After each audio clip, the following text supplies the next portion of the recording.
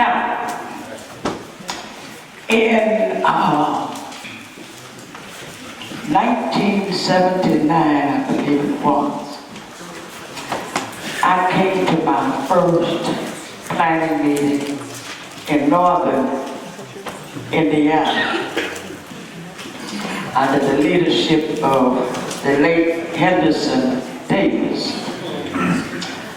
And I was new, fresh from the Southern California conference from Kane African Methodist Episcopal Church. And you ever been new and in a room, Reverend Carlos, when you know all eyes on you because you knew, like you must have felt when you showed up at annual conference and the only person they had never seen before was you and Carla, and folk are just looking and wondering and looking. And oftentimes nobody says anything to you, they didn't look. And so after a while you don't know whether you're some kind of oddity or what. I mean, is it because I'm that strange looking or what? But there came one who simply walked up to me and said, "Have you had your coffee today?" Now, those of you who know me know I don't drink coffee, but that was the best cup of coffee I've ever had in my life.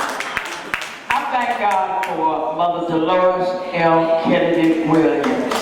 That was the beginning of a friendship that has lasted now some almost 40 years. I thank God because when you meet Delores, she takes you in. I mean, all in. All in. And that would be the beginning of some of the best years of my life. From spending time on Washington Street in the basement, where we had to handwrite back in those days. She was the editor of the Women's Missionary Society.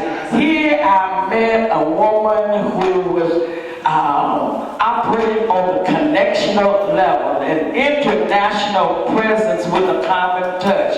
She took in a little old me, and I was privileged to be able to go down in the basement at the parsonage, Allen Chapel's parsonage, where I got to handwrite all of the overseas envelopes. That's how I became familiar with the overseas district. Y'all just don't know how you can get to learn the church. From there, I would be able, privileged, I mean such a privilege, to travel with her around the church, to meet bishops in the church, supervisors in the church, to work on 2 campaigns. Amen. If I had not had that privilege, I doubt very seriously if I would be able to stand here today, because I was learning, I was being taught at the feet and the table of one of this church's great giants. We take her for granted, but we walk among greatness. So I could stand here all day and tell you lots of wonderful stories, because as one of our late girlfriends would say, I'm having a senior, Maurice Abel. She would say, Delores does not have visions. She has tornadoes and hurricanes. So I've been blessed to be a part of many tornadoes and many blessed hurricanes. But today, all this mission-mindedness we have is because of Mother Delores. She was the first one that ensured that we would never meet anywhere and not make impact, not leave a footprint. Folk ought to know you've been there. Amen. She was the reason, she is the reason that we became an NGO, a non-governmental organization And the great delegation of us were able to get our clearance and walk into the UN. Many of us, just ordinary folk, have had some extraordinary experiences because of Delores L. Kennedy Williams. So what better person to present in our next workshop? I'll let her tell you. I called it, what I call it, John? Look in the book. What does it say? Do it the AME way. Now, she'll let you know what it's really called. But now, by way of protocol, they tell me that the highest ranking person in the House demands your attention. Amen, and honor. So won't you stand and honor the presence of the 5th Connectional President of the Women's Missionary Society of the African Methodist Episcopal Church.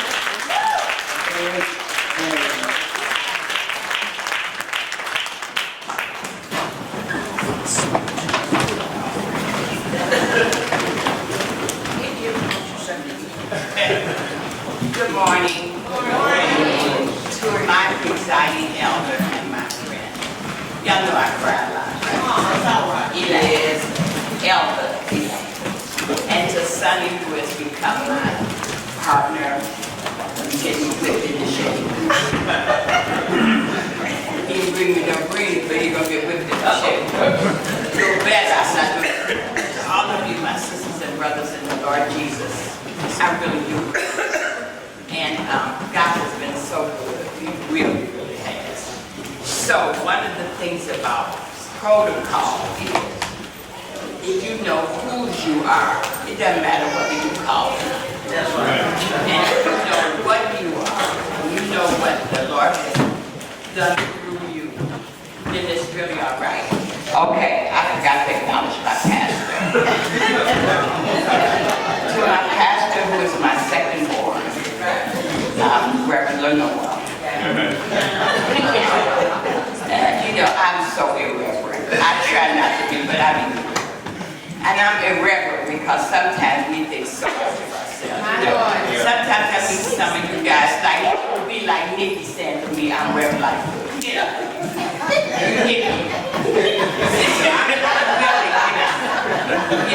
I'm not into all of those titles and all of that stuff. Because I know who I am. That's right. So, and who I am is old, so that entitles me.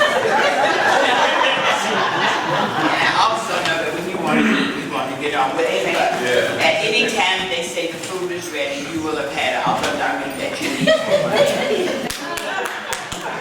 Our newest pastor, Carlos and Carla, you know, you heard us say I take them in, and I do whether you want to or not. Because I have been the new kid on the block. And sometimes people weren't so nice. I can remember when my husband pastored a little small church and I didn't have any money. We took every dime to get to the conference. A sidebar, those were in the days when you went where the bishop sent you. You didn't stay in the big city and just reach out. So we moved to the Wajak, Michigan from Detroit, where there were no sidewalks and outdoor toilets. And here's this urban girl in the country. And so by the time I got back to Detroit for the annual conference, that was every penny I had. And certainly every penny that Lynn had. And we had all these babies. Y'all know we had these 5 babies in 4 years. We had the TV set, so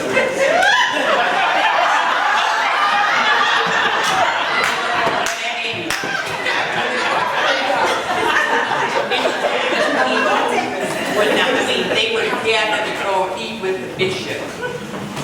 And nobody would say, do you have a hot dog? Can I get you a hot dog?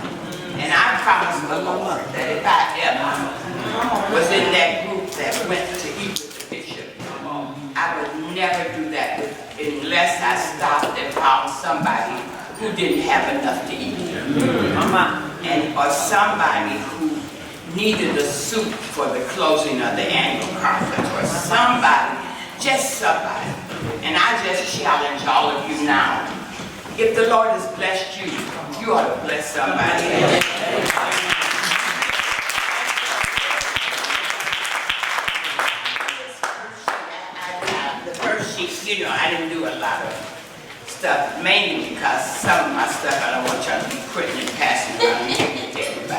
So if you really want to learn, you have to write some things.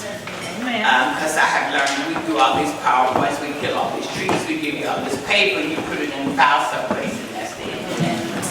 And so the first thing I want to talk about as it relates to protocol is whose meeting is it? Because sometimes you forget, you know, and so that's why I asked you probably you could skip that one. Because the first meeting that we talk about is the general conference. Now, whose meeting is that? Who's in charge of the general conference? I heard somebody back here. What did you say? The president of the council of bishops. The what? The president of the council of bishops. You think the president of the council of bishops is in charge of the general conference? Which president? When is the president of council of bishops? When is that effective? When does one effectively become the president of the council of bishops? I don't hear you. When? How does one get to be the president of the council of bishops? Wait a minute. I'm sorry. The bishop's council meeting? Now, this is what I'm going to say. I don't want to shut you all down because I want you to keep asking. But the fact that I'm getting all of these answers means we need to learn more about our church. And probably the reason we don't know the answer is because we don't know what we believe, we don't know what we are, we don't know any of that stuff. So let me just tell you that the council, the bishop's council, is a group of bishops who got the most votes. And that's what makes them smart.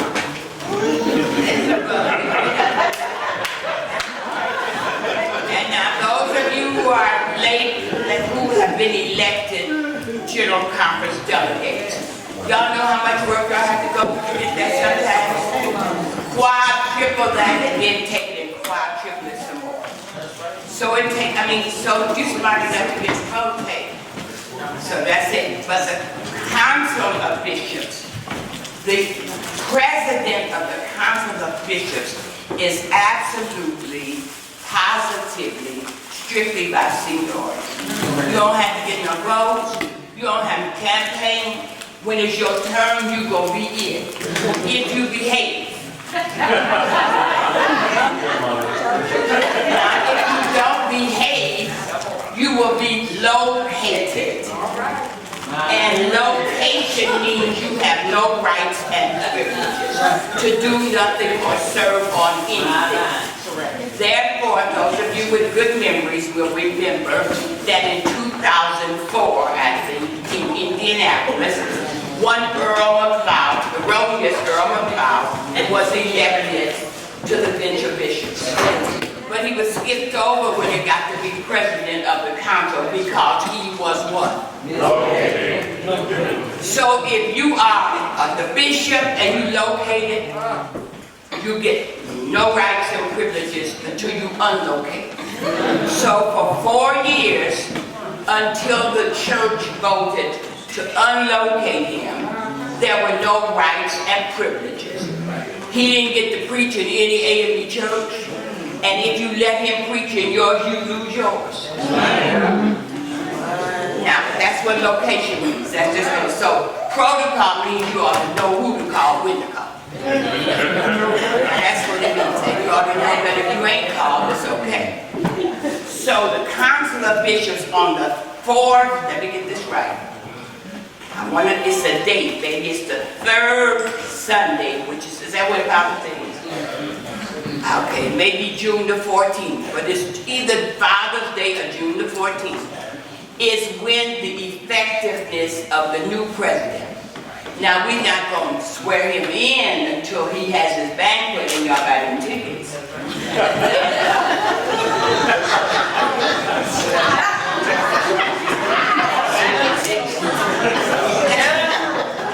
So that's what we're going to swear him in. So the next one, and you can tell who's going to be the next president by where the council's going to meet. Now, that's the exception to that is if the president is coming up and he or she still serves outside of the continental United States, then they will pick the district from which they were elected, and that's where the council will meet. So since the next person up is the man who came from your district, who's such a nice guy, he deserves to lead the class, Harry C. Wright, and he's serving in the 9th Episcopal District, which is Alabama, so that's where the council's going to be. Now, since he only gets to be that because it's his term, he's not in charge of the general conference. So who is? Who is? You think a general officer's in charge of a bishop? Because I was trying to get to that E later, but that Episcopal form of government. Let me just tell you, please.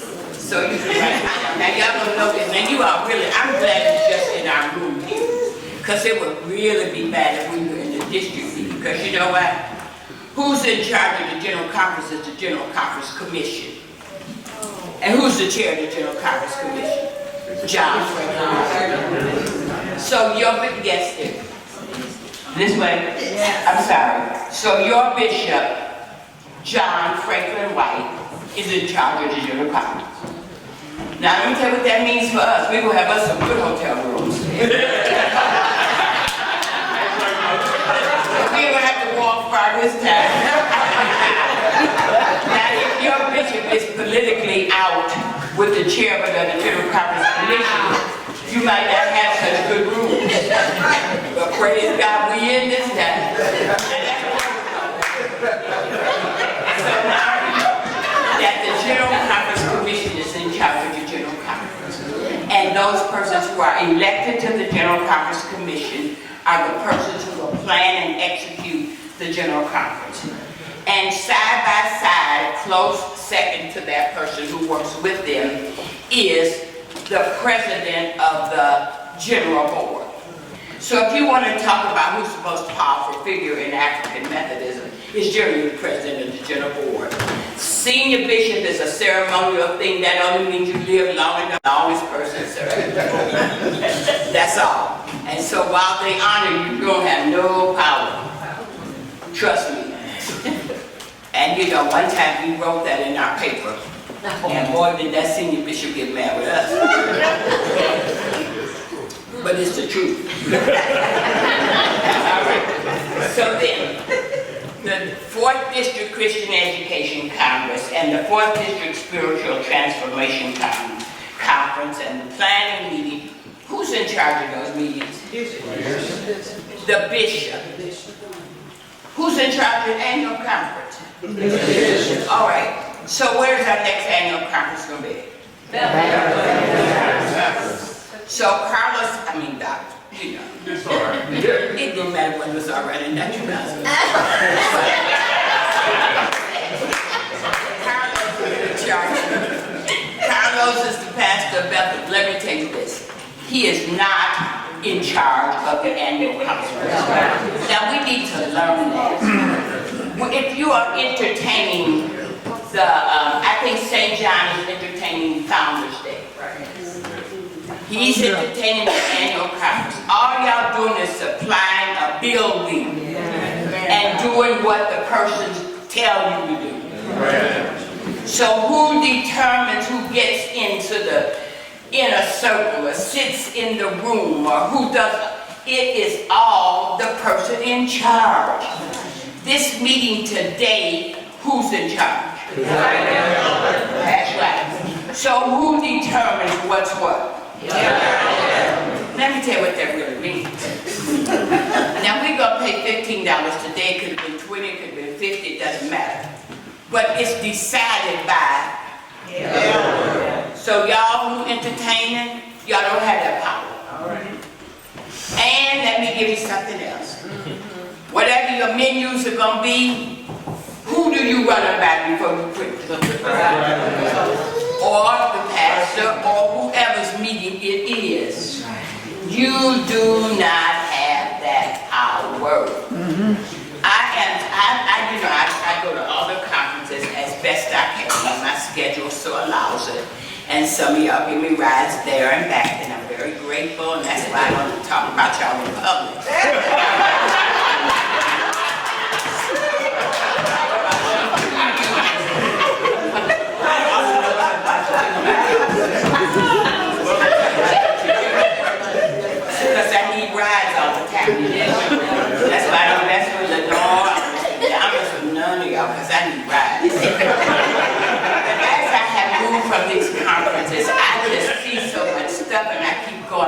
some of this stuff their mother should have taught them. Wow. But some of it you should have learned because you remember the AME church. That's right. And that's one of them. I was in Detroit at the Michigan Annual Conference. And we come into the room. You know, the room. And the room is the room. You will hear the bishop say, I want my out-of-conference guests to join me for lunch. Y'all heard me say that? Now, we all, because we know protocol, we know that also means anybody that has an official title, like the elders of the conference. He didn't say that, but they know they're supposed to come to the room. I knew I get to come to the room because I'm the fifth connection president. Sometimes the food is not as good in the room as it is out there. Because you know, it's just like, you remember how the white folks ate the meat and gave y'all the pot liquor, and the pot liquor was much better than the sterile greens, same as true room. But at any rate, in the room, if you are in the room, what you do is you remain standing until the bishop comes in the room and then says, sit with me here. Sit with me here. Come join me at this table. The rest of you fill in. You do not come in and take a seat at the bishop's table. Though I see that often. If you are in the conference, if it's the Indiana conference, though I'm in the room, I would never take a seat until everybody outside the conference has been seated. Because I'm home. That would be like you inviting somebody to your house and you sitting down eating and they still standing up looking for a chair. But that's what we do. And Indiana used to know better, but we've got a little loose. So we got to tighten up. So when we come to Bethel in September, we know that we will not take a seat. Finance committee, elders, Delores, all y'all, we will not take a seat until every person outside the conference is seated, unless the bishop says, elder, come sit with me. Then she can take a seat, but the rest of us will keep standing until our out-of-conference guests are seated. If we don't learn anything else about protocol, I hope we learn that. Because I'm embarrassed. And I want to say, get up! No, that's good enough. I want to say, get you. I said when I had this workshop. So we have, yeah, maybe that's what happened. So we want to understand and underline what it means to be a part, which conference does what. I left out the quarterly conference. We did include the district conference.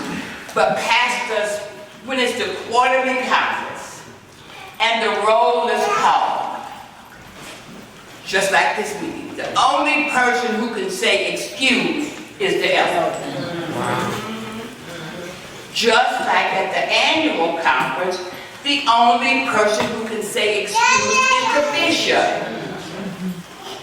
So in St. John, for example, if the bishop says Jerry Hawkins, or the secretary reads that name, Lenore cannot respond, excused.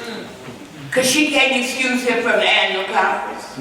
She can excuse him from the church conference, but she cannot excuse him from the annual conference. All right. So, y'all got that? All right. So, who's the only person who can excuse you is the person whose meeting it is. Correct. All right. And so when we get to the church conference, whose meeting is that? So that's the only person who can do the excusing. So I can't excuse you from that meeting. You know, Carlos can't excuse you from St. Paul's meeting. Mike Carson can't excuse you from Bethel's. Only the person. So if you are in this room and you're going to miss any of those meetings, you should be dead, and so you should have one person who's doing that certificate. But if perchance you're not dead and you're still alive, and you want to be excused, you know who to call. So if you're not going to go to annual conference, who are you going to call? Bishop. If you're not going to quarterly conference, who you gonna call? So just cause Carlos is entertaining the annual conference, what is it? What do you want to say? You can text me like I did, Carlos. He ignored my text, but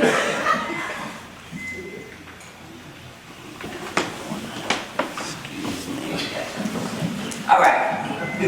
Lenore said.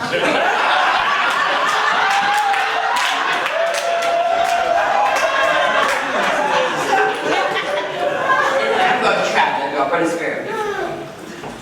Because what Lenore wants me to do is she wants me for the purposes of this meeting to try to be more respectful and don't say Carlos, but say Reverend Carlos. I'm going to try. I'm going to try. All right. So who is it that you call from which meeting? So if I'm not going to be at the district conference, who will I contact? Presiding Elder Gordon. That is correct. Got it? So we understand whose meeting is who and who we talk to about each meeting and who's in charge of each meeting. All right. Now I want to just give you this about protocol. If you think you're not being noticed, you're wrong. Now, I have never been able to understand, but one thing that goes with the bishop, which I now come to see, how you can have 50 pastors and you can know which one's not there. Well, it's amazing to me. But I have sat at so many tables and I've heard them say, I didn't see her. I didn't see Brother Hall. I didn't know his Brother Hall. There was 300 people there. I say that to say, that's why it's important to get an excuse. Don't think you're not being noticed. Okay. And I hope we will remember that. And one of the things I try to do these little symbolisms. So when I talk about protocol, I says, if you really want to be great, you ought to learn to serve. Amen. If you really want to be great, you want to know how you get to sit on the high pencil, as we call it. You get to sit on the high pencil by being great. By being great by serving. Yes. That's how you get to do it. If you're young and you really want to know, how come they keep skipping over me? Maybe sometimes you ought to serve. And let me tell you what serving means. It means if the Lord has called you to do a job, that comes before anything. Yes. And you cannot preach trusting Him if you don't trust Him. And if you trust Him, how come you got... Come on. I don't understand. It just seems to me, I heard Fred Lucas, who you may not know, but at that time he was pastoring Bridge Street in New York. And he said, it's okay to have to work to supplement your ministry. But the supplementing ought to be less than the calling. Now let me just put it in here. So, if you live in Indianapolis and you're pastoring in Logansport, I'll just use that, you might be more effective if you move to Logansport and commute for your job rather than commute for your ministry. Because maybe if the people see you in the community, just maybe things may change. I mean, I'm sorry, but I just feel that way. And as long as you want to stay in the big city and reach in, I hear people say, I know this pastor who's now dead, so I won't call his name, but he's dead. And I remember my husband asking him one time about going to serve someplace. He said, no, Elder, I can't do that. I'm tired of traveling. I said, well, first of all, you're a traveling elder. That's first thing. And secondly, if you move your behind to where you sit, you wouldn't have to travel. Now that's what I thought. That's why I would have never lasted as long as Lynn did. I would last about 1 year. They said, get me another. So, now I want you to know that about these conferences, entertaining is not synonymous with fundraising. Correct. Do not ask to entertain a meeting as a means to raise some money. Because then you're going to be upset when it costs you money and you're in the hole. So don't say to your people, see, if we take this district conference, we'll be able to get these walls painted, but we're going to make us some money. Oh, no, no. Now, if you serve, Yes. if you serve, I remember a person, a pastor, because you know I'm traveling around the world, and my husband was then the elder, and this was the Illinois conference, and so I called the host pastor, whose phone was not published. So I had to call the church several times before I got him, because they said they didn't share their home number. I never heard servants not wanting you to find them so they can serve, but you know I'm old. So, but at any rate, I got a hold of him, of his wife, and I said, which is the hotel you're using for the annual conference, and have you guys made the reservations for us?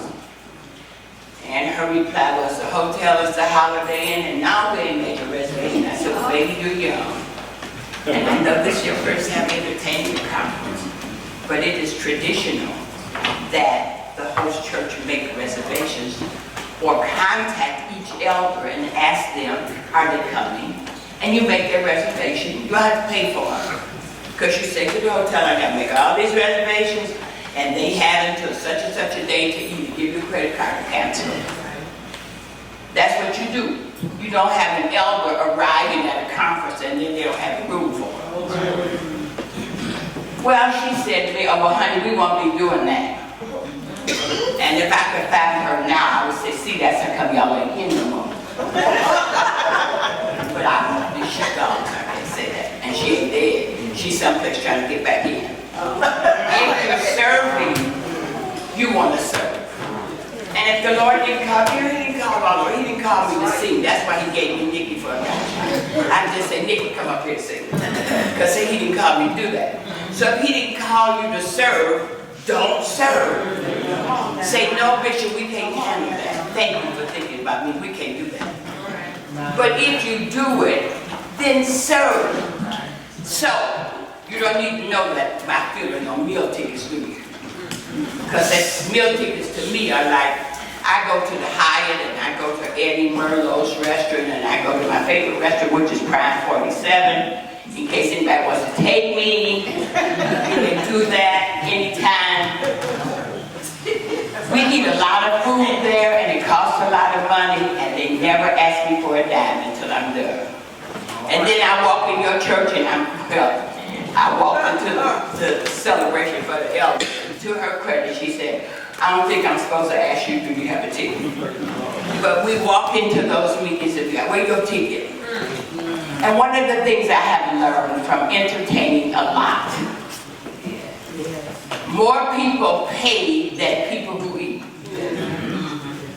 So what if I don't pay? You don't know, I may have spent my last nickel to get there. Right. I can assure you that Bethel paid for more people than it's going to eat.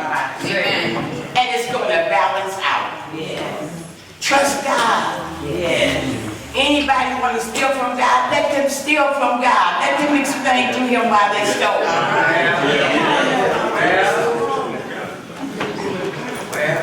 I'm just saying that's program. All right. Now, the next thing is extending invitations. Who can extend an invitation to your church to preach? Pastor. Who? Pastor. Who can extend an invitation to your church to be the missionary day speaker? Pastor. Who? Pastor. What about the missionary president? They can? No.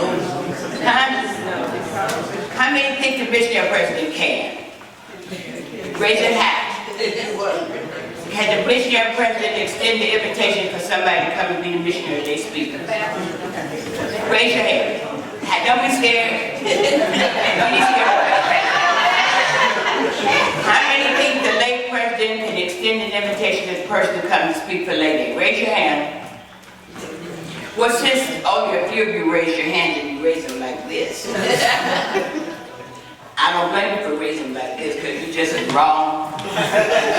The pulpit belongs to the person. You see that piece of paper that Elaine gave? I got to that the presiding elder gave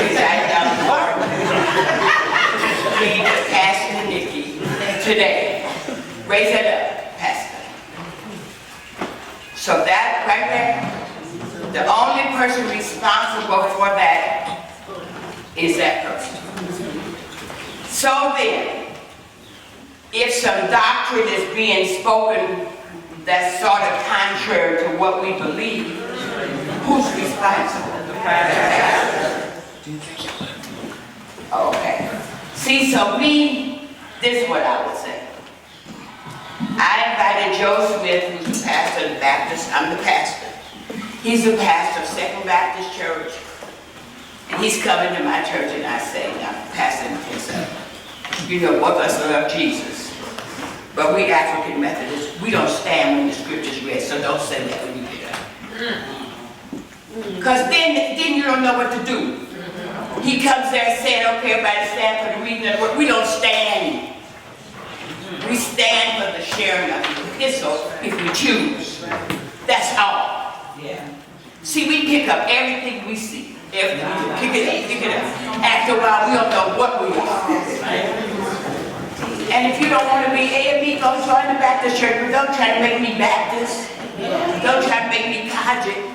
I'm here because I want to be. All right. So who extends the invitations? The pastors. Now, when you extend an invitation, let's talk about this. What goes into that?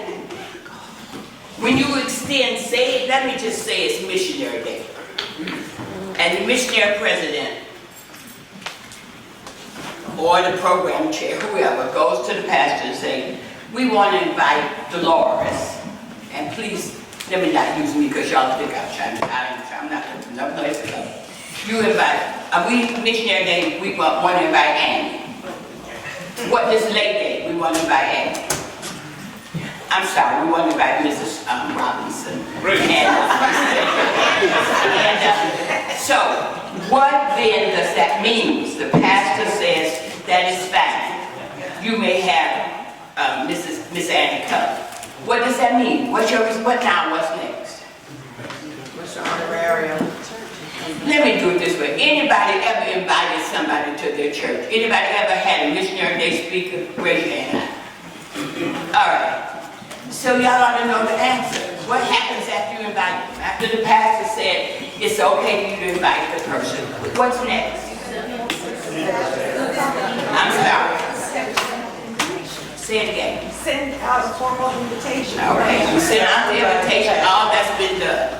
Now what? What's the honorarium? What is it? The honorarium. Okay, now we get to it. The honorarium is one thing. The expense of the day is another. Do not mix them up. Do not invite the dean who lives in Indianapolis, Illinois, to come to, what's the furthest point, Evansville, and then give her $25, but that didn't cover her gas. That's right. Maybe you want to say, how do we do a webinar? Can you do that for us, Dean? Don't invite the elder to be your Women's Day speaker if your budget doesn't allow it. The budget has to include more than, see, for me, I don't need honorary, but I need my expenses. So when people say to me, when they used to say this to me, how much is your airfare? Well, I wanted to say my airfare is $200, but my hair is $50, my pantyhose are $10, my nails are $25. But if I come looking bad, if my dress isn't clean, if my hair's not done, y'all will be saying, oh, honey, did you see how that's a part of your expense. So if you want Miss Perla to come and speak to you, and you live in wherever, you got to consider the cost. And I used to say to missionaries, maybe you don't want the connectional president. Maybe you don't want the district president. Maybe you don't even want the conference president. Maybe you better invite the area chair. Because she at least lives in your geographic area. So when you're going to have people, don't subject them to that. Come on. Don't let them open the envelope and find out they haven't even cover their expense. If they say to you, I'm happy to come, I'm just doing this, somebody else has already taken care of it, so don't even think about it. Oh, you teaching mother. Then you do that. But otherwise, when you have an invitation, now, Reverend Perkins just gave a fantastic presentation today. Don't invite him to your church to do that if you can't afford it. Go on the website and look at it.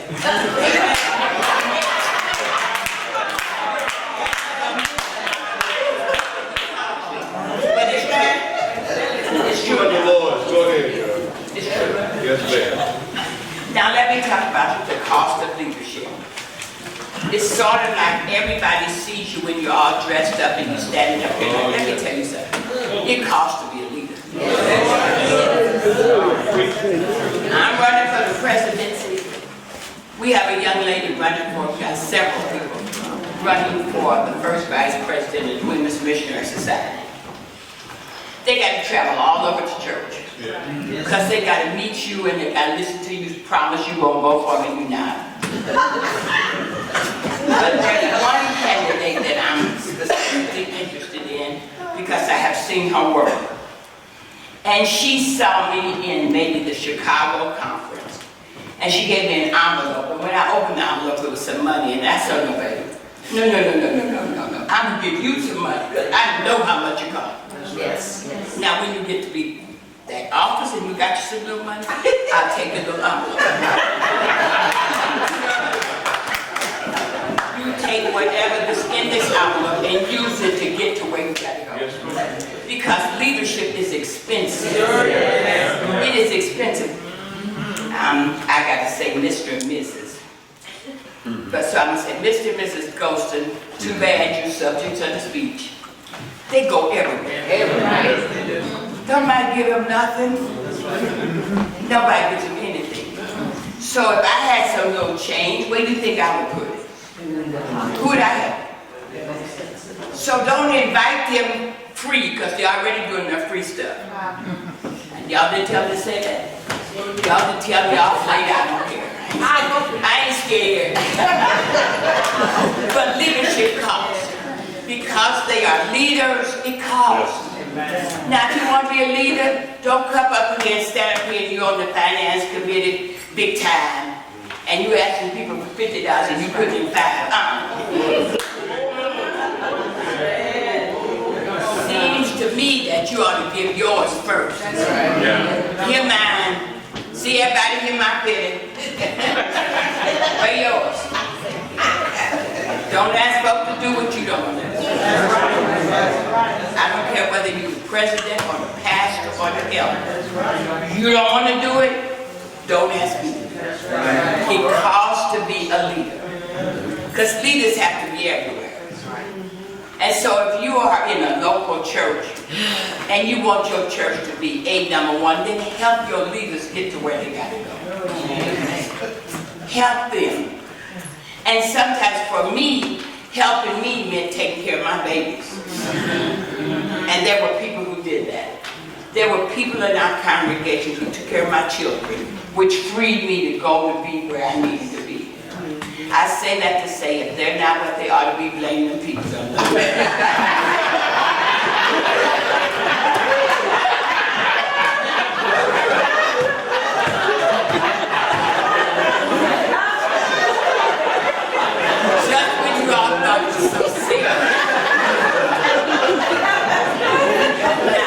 Everybody knows what the African Methodist Episcopal Church stands for, right? We know what AME is.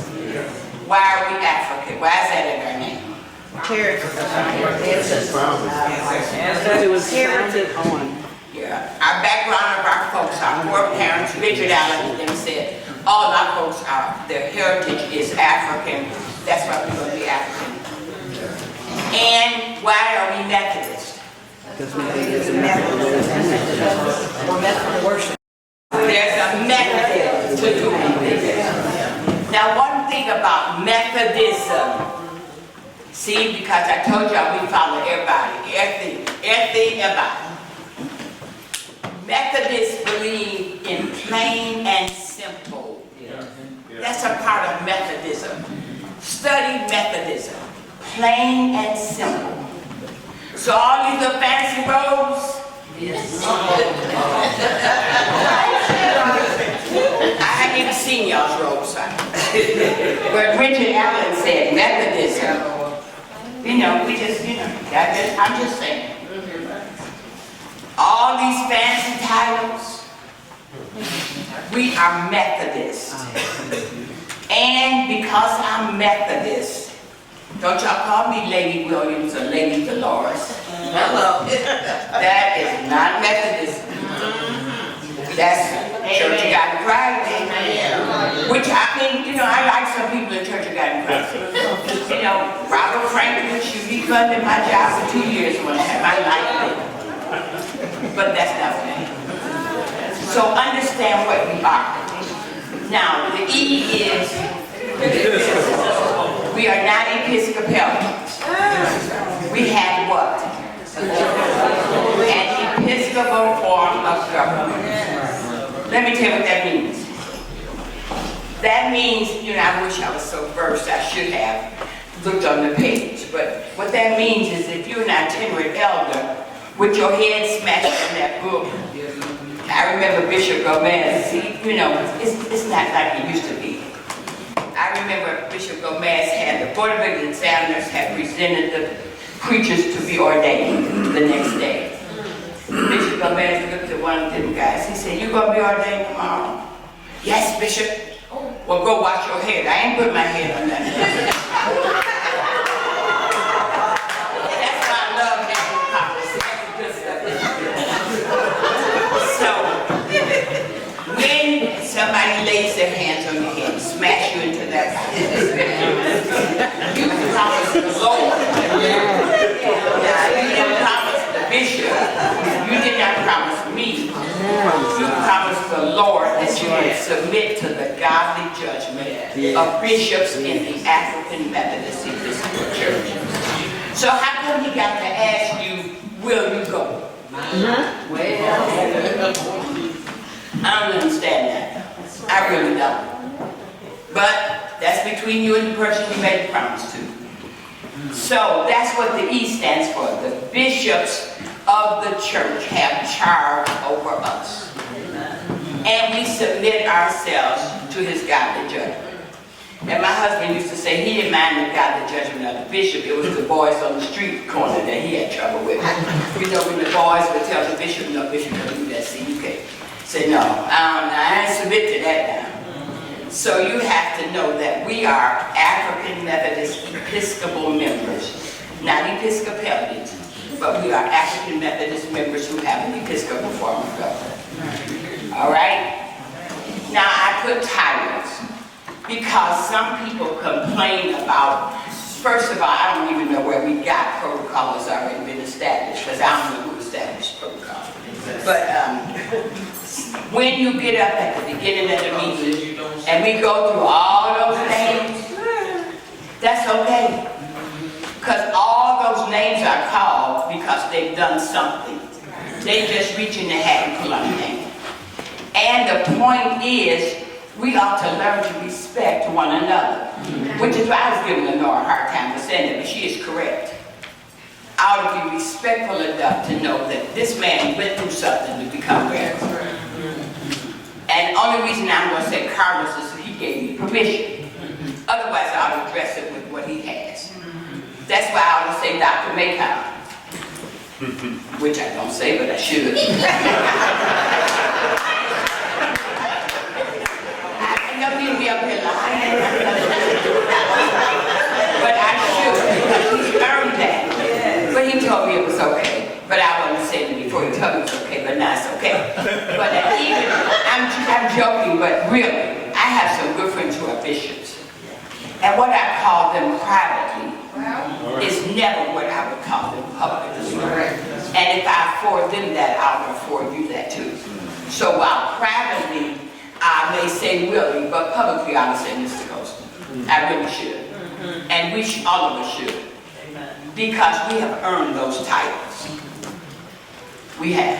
And so we are, now my title is Mother Delores, so don't y'all come, don't start calling me Miss Williams, Miss Kenny, don't call me none of that. For me, my title is Mother Delores. Unless you're as old as me, then you can say Delores. Not many people are, so. All right. So those are the titles that we want to talk about. So at the beginning of the meeting, when somebody gets up, and in this meeting, it ought to begin with presiding Elder Gordon, Mr. Gordon, whoever else is next, who's the host person, if there's another elder. Oh, let me talk about communion. Who does the, what's the consecration of the elders? Who does that? The highest ranking. Oh, there you go. I knew you knew. The highest ranking elder present. So Pastor, and let me go a little further. I mean, now y'all squirt a little sanitize and all that stuff. But the ritual of the bowl of the water, that's a part of the ritual. I don't care if y'all sprinkle the stuff on your hands, because I've never heard anybody die from unsanitary. We've been having Holy Communion, and the Lord is consecrating the element. And if He can consecrate the element, He can keep the germs out. But y'all don't believe that. So since y'all don't believe that, y'all want to squirt them with stuff on your hands. You better squirt first to the highest ranking person. That's right. So if the elders at your church on a Holy Communion Sunday, you better squirt her before you squirt yourself. And if you are not a pastor and you are on the pastoral staff, how dare you go squirt you first? Because the pastor then is the highest ranking person present. That's right. And if you are having communion and the pastor drops in, and the pastor is your junior, you're very courteous to them, but you go first. But if the pastor is your senior, they go first. That's protocol. And if you are a deacon, you say to the people, we are going through the ritual because we believe in the ritual, but Elder so-and-so, Reverend Carlos Perkins, has already consecrated them. Amen. Because they need to know you can't do it. Amen. How dare you get up there and play like you're consecrating the elder when you don't have the permission to do it. And if you don't believe it, go join another church. But in this church, that's how it is. Everybody quiet on that. Okay. Any questions? Yes.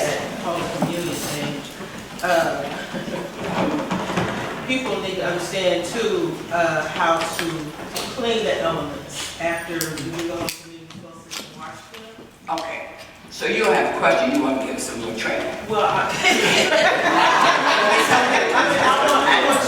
You want me to say it? All right.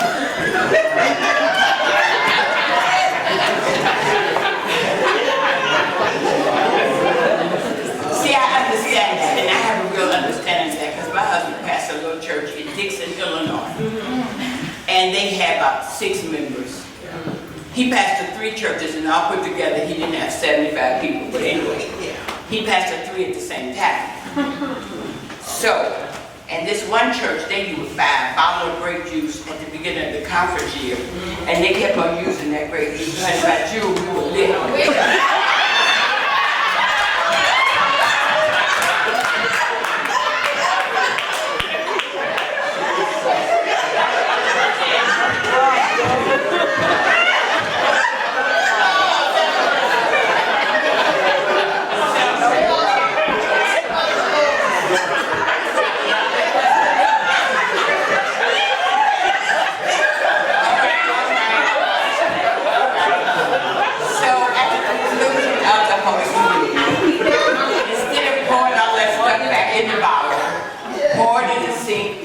Wash all the stuff up good and clean with hot soapy water, and get it ready for next month. And if you know you only have 5 people taking communion, do not make bread for 25. We gotta make bread now, y'all got all the little, and that's another thing.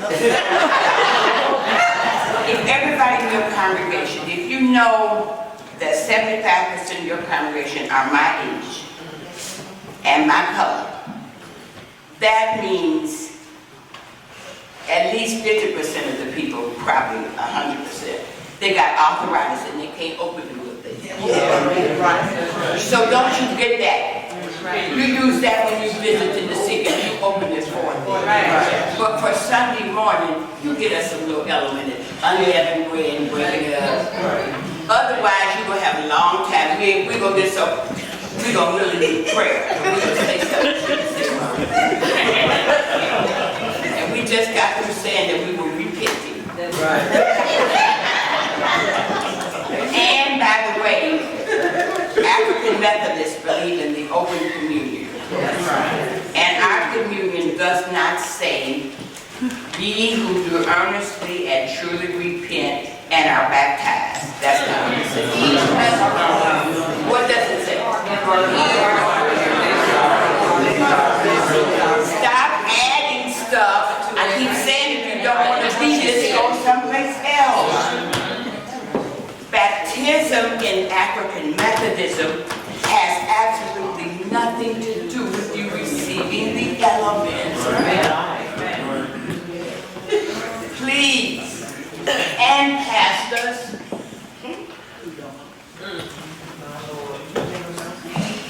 in African Methodism, anybody in here never been to a connectional meeting? If you've never been to, raise your hand high.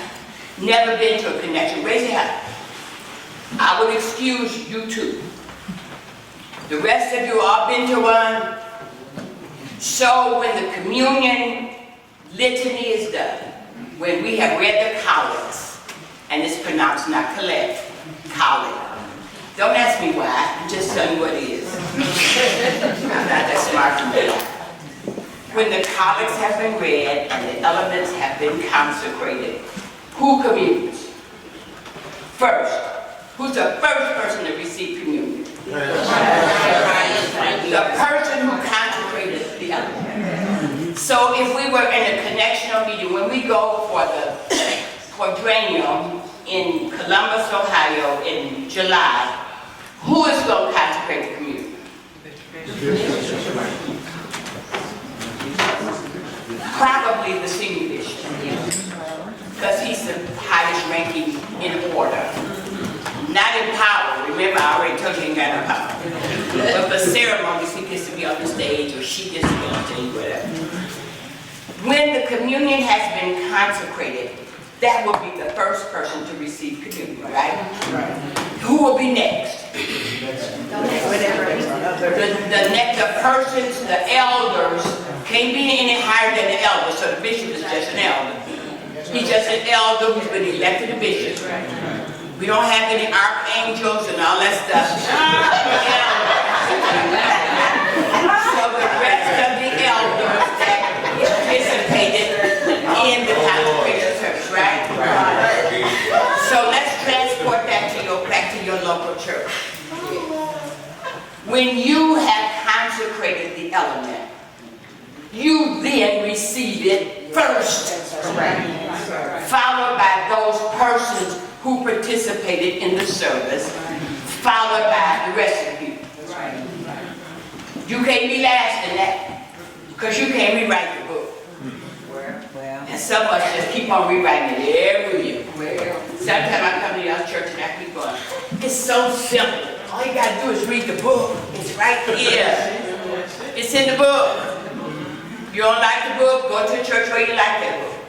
Or submit some legislation to change the book. Amen. And if your legislation passed, if you want to submit a legislation that says, from now on, we want the pastor to be the last person to commune. Submit that. And when they laugh you out of the church, come on back home and do it. Got it? Any other questions? No, we cannot use wine. Unless it's just old grape juice like it was in Dixie. No other questions? Thank you for indulging me. And one thing I am not objective. But thank you so much, Elder. Thank you. Oh, sorry, yes? She has a point of clarification. Yes, Reverend.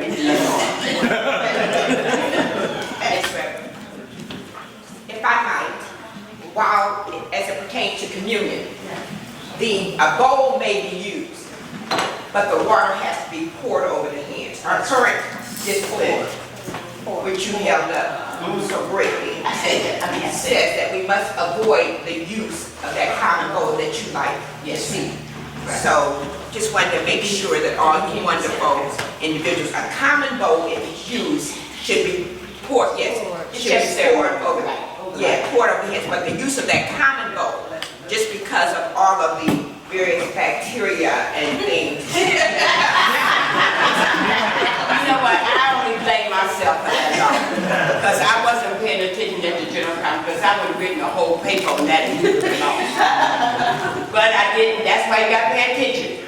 So the people that we're going to send for delegates, you got to pay attention. Because sometimes I say stuff, I will give you an example. It's not often that I'm wrong, and it's even less often that I admit it. One of the things it's said in our book that in order to be elected a delegate to the missionary quadrennium, you had to have the majority vote. Well, I was in the discussion with the supervisor, and she was saying to me, I just don't pay any attention to that. I suspend the rules. So I say, you can't suspend rules if you can make what you can. Incidentally, that's an aside. You can't suspend the rule you can make, which means everything in this book you got to do. But when I went to look at the book, they had taken that out. So you could be elected if you get the most votes. You only have to, it doesn't have to be a majority. So all that balloting that we used to do, that we do because we think you still had to do it, that wasn't true. And I had to admit, hey, this ain't in the book. So I was so thrown by that until I went to somebody else who's worse than me about the book. And I said, can you find it here where it says you got to have a majority vote? She said, I've been looking for it, it ain't there. I said, okay. If she said it ain't there, and I said it ain't there, people call me from all over the world to ask me what's in the book. So it wasn't there. So sometimes when you get ready, so that's why before I sent you that text, I checked. I was right. Any other questions and answers? Thank you so much, and thank you.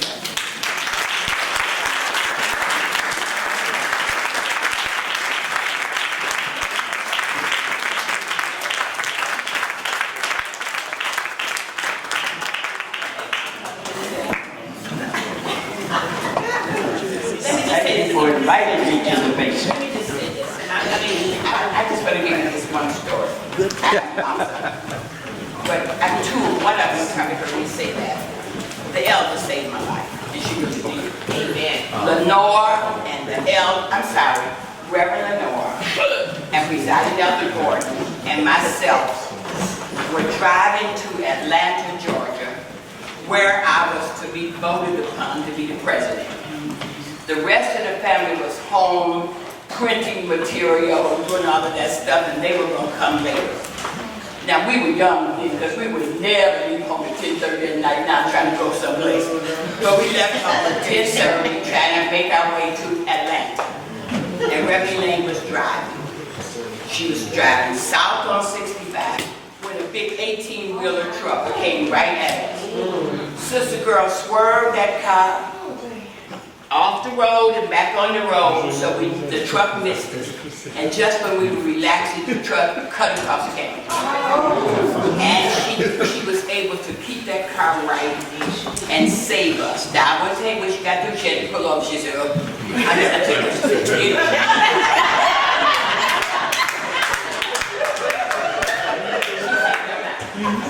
But then, I think it may have been that same quadrennial meeting.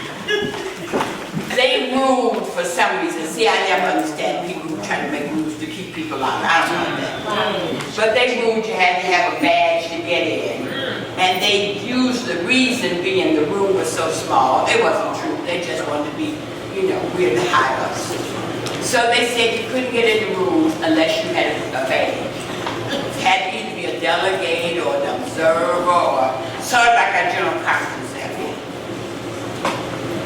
Now y'all know we quit. So they went upstairs and printed some official press back and put it on the lane.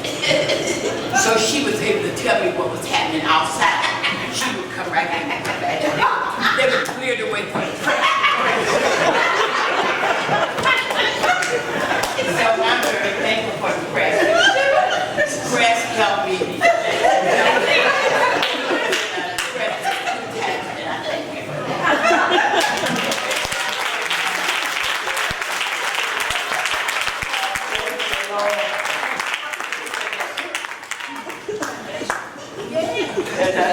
She said, and it's official, oh yeah.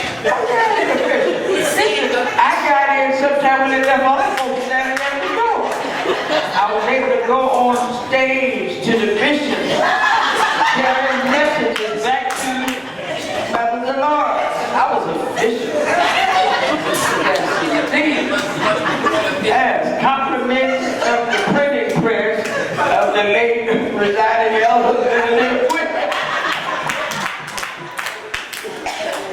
One of my favorites, though, is that a part of the campaign journey, Mother Delores had one of these hurricane moments where she decided that every night, leading up to the day we vote, she would drop off a gift at the door of all of the Episcopal supervisors.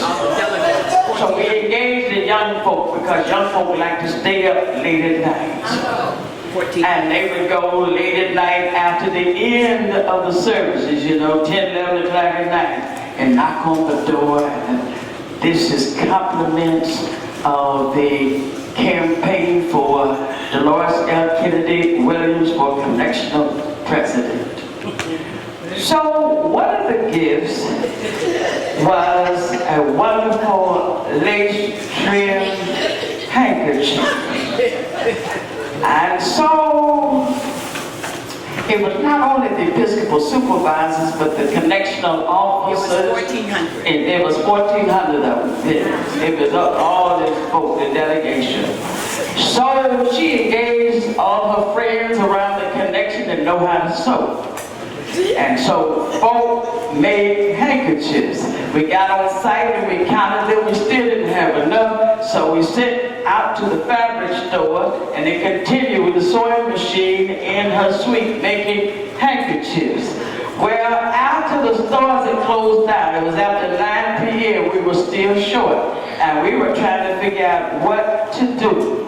And so as only Mother Delores can do, they had these ecru colored sheets.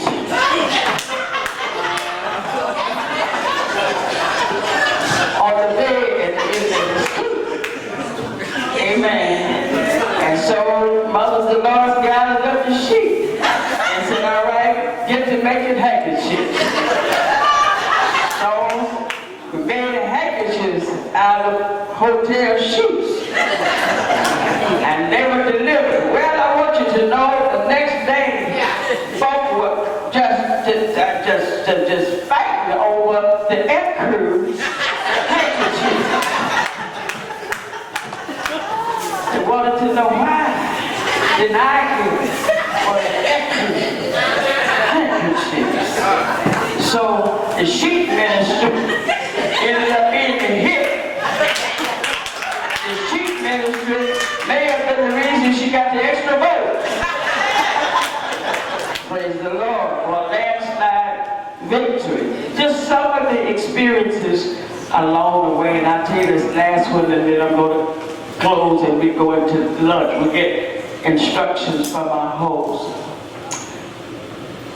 Delores was to give the address for the opening service for the NGO meeting. At that time, we stayed down by the, where was it?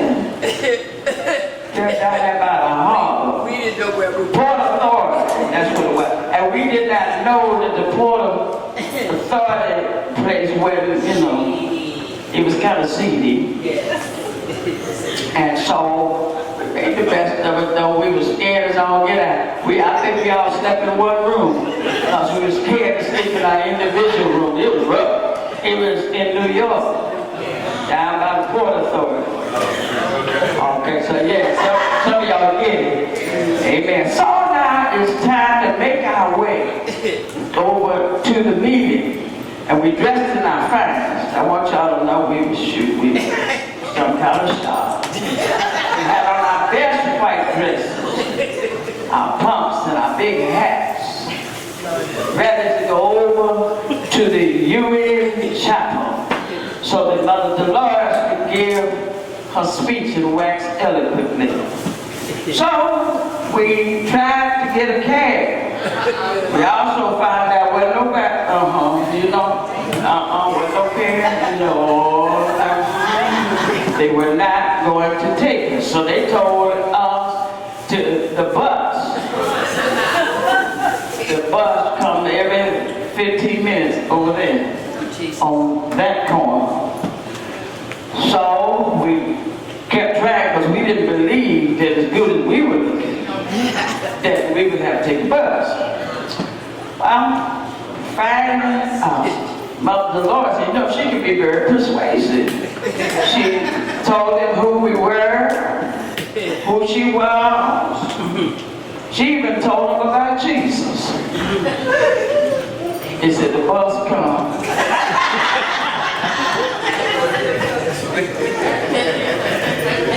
So we made our way over to the corner for the bus. Well, we hadn't been on the bus in a long time. We couldn't remember the last time we were on the bus. So we don't have a clue how much we're supposed to pay. We didn't have. So we over there digging around in our purse trying to get. Finally, the man got so frustrated because the other folk trying to get on the bus. So the man said, just sit down.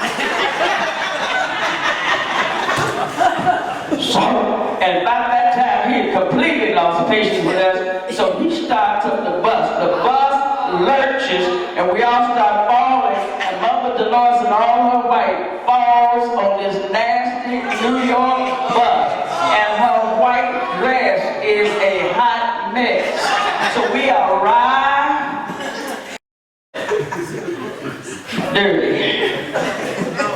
But I want you to know, she gave one of the most passionate, I believe it was ordered by the Lord, because Mother Delores preached her behind on about what it means to really serve on the mission field. And it's not always so clean. It's not always so neatly ordered. Sometimes you got to be willing to get dirty in order to serve. So God reward that whole message. And I tell you, it was some kind of compelling message that all began with a lurch on a New York dirty bus. A divine setup.